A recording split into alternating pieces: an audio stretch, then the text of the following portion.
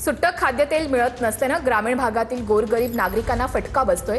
सुट्टं खाद्यतेल घेण्यासाठी हातात कॅन घेऊन आलेल्या नागरिकांना माघारी फिरावं लागलंय। जालन्यामध्ये अनेक ठिकाणी किराणा दुकानामध्ये सुट्टं खाद्यतेल मिळणार नाही अशा आशयाच्या पाट्या लागल्या आहेत। याचा आढावा घेतला आमच्या प्रतिनिधींनी। अन्न आणि औषध प्रशासन विभागाचे आयुक्त तुकाराम मुंढे यांनी केलेल्या कारवायानंतर व्यापारी वर्गामध्ये खरं तर खळबळ उडालेली आहे आणि एक प्रकारे त्यांच्या मनामध्ये आता धास्ती निर्माण झालेली आहे। कारण अशातच तुकाराम मुंढे यांनी सुट्टं खाद्यतेल विक्री करण्यास सुद्धा बंदी आणलेली आहे।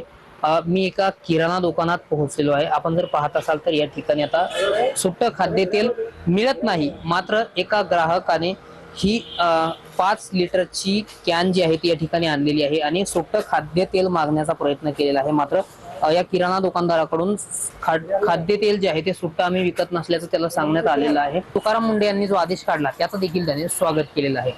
रामनाथ ढाकणे, TV9 मराठी, बदनापूर, जालना।